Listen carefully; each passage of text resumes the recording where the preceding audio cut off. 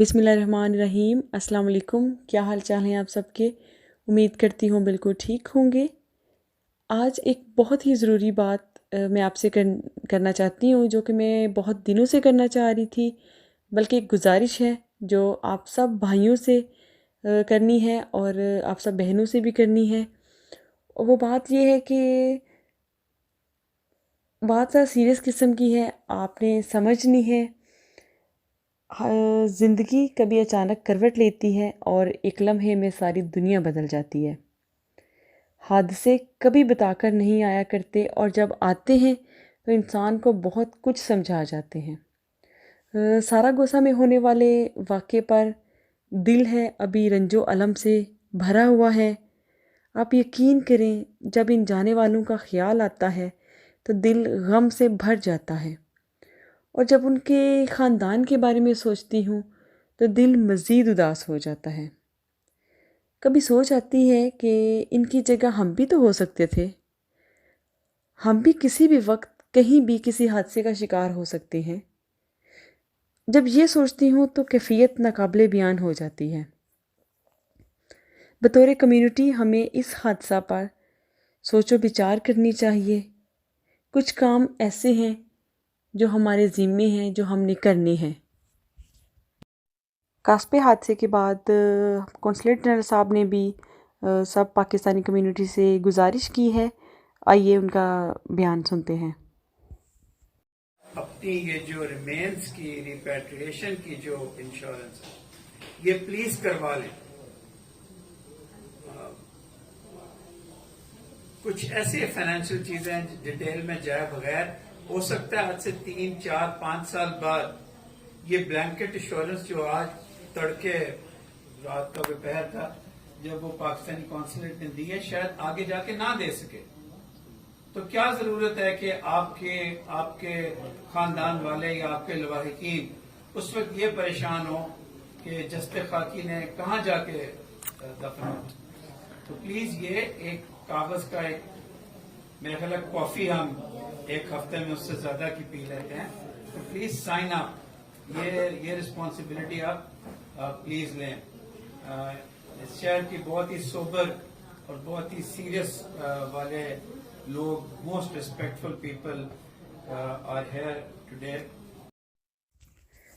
ساراگوسا قصبے حادثے میں جس طرح یہاں کی گورنمنٹ نے، یہاں کے لوگوں نے، ہماری ایمبیسی نے جس طرح مدد کی ہے تو وہ قابل تعریف ہے، لیکن ہمیں خود بھی تو اپنے برے وقت کے لیے کچھ کرنا چاہیے۔ کچھ ایسا انتظام جو ہم اللہ نہ کرے ہمارے ساتھ کوئی حادثہ پیش آ جائے تو ہمیں پریشانی کا سامنا نہ کرنا پڑے، ہماری فیملی کو پریشانی کا سامنا نہ کرنا پڑے، اس کے لیے ہمیں کچھ نہ کچھ انتظام کرنا چاہیے۔ کہنا میں یہ چاہ رہی ہوں کہ جو کچھ تنظیمیں بنی ہوئی ہیں، جیسے منہاج القرآن والوں کی، یا کچھ چھوٹی چھوٹی پاکستانی لوگوں نے اپنی چھوٹی چھوٹی تنظیمیں بنائی ہوئی ہیں جو کہ آپ سے سالانہ 40 50 یا 100 یورو تک اکٹھا کرتے ہیں، اور وہ آپ کے برے وقت میں آپ کے کام آتے ہیں۔ اور اللہ نہ کرے آپ سب پہ کوئی برا وقت آئے، کوئی پردیس میں رہتے ہوئے کوئی اس طرح کا حادثہ پیش آ جائے کہ آپ کے لیے پریشانی کا باعث بنے۔ لیکن اگر آپ اپنی یہ رجسٹریشن کرواتے ہیں، یہ اپنا آپ سالانہ جو اپنا یہ آپ کہہ لیں قسم کی انشورنس آپ پے کرتے ہیں، وہ اگر آپ کے کام نہیں آتی تو وہ آپ کے کسی بھائی کے کام آئے گی، آپ کے کسی ہم وطن کے کام آئے گی۔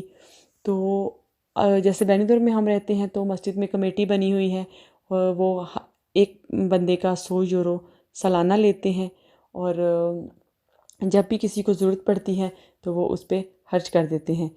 آپ سب لوگوں سے گزارش یہ ہے، اور یہی گزارش جو قونصلیٹ جنرل صاحب نے بھی اپنے ایک بیان میں کی ہے، کہ اپنے برے وقت کے لیے کچھ نہ کچھ انتظام کریں، ان تنظیموں میں اپنی رجسٹریشن کروائیں، اپنے لیے کچھ ایسے کام ہیں جو آپ کو ضرور کرنے ہیں، جو ناگزیر ہیں آپ کے لیے، ان کے بارے میں آپ کچھ پلان کر لیں، تاکہ بعد میں اللہ نہ کرے کسی حادثے کے وقت آپ کو یا آپ کی فیملی کو پریشانی کا سامنا کرنا پڑے، اور نہ ہی آپ کو حکومت کی طرف یا کسی اور رشتہ دار کی طرف آپ کو دیکھنا نہ پڑے۔ اور یہ ٹھیک ہے کہ حالات اچھے نہیں ہیں کچھ لوگوں کے، اور ہم لوگوں کو اپنے مکانوں کے کرائے کی فکر ہوتی ہے، اپنے دیگر اخراجات کی فکر ہوتی ہے، اور اس طرح کی چیزوں کو ہم اتنا ضروری نہیں سمجھتے. لیکن اگر آپ سوچیں تو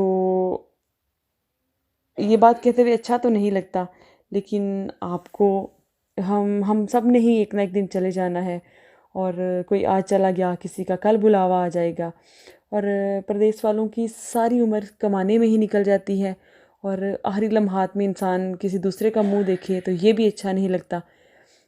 بس یہی اتنی سی گزارش تھی. اگر آپ کو بری لگی میری بات تو آپ مجھے معاف کر دیجیے گا. اللہ ہم سب کو اپنے حفظ و امان میں رکھے، ہمارے بچوں کو، ہم سب عورتوں کے شوہروں کو، اور سب بہنوں کے بھائیوں کو، سب ماؤں کے بیٹوں کو اللہ تعالیٰ اپنے حفظ و امان میں رکھے. ساری کمیونٹی کے سب لوگوں کو اللہ تعالیٰ اپنے حفظ و امان میں رکھے، سب کو لمبی زندگی دے. اللہ حافظ. دعاؤں میں یاد رکھیے گا. اللہ حافظ.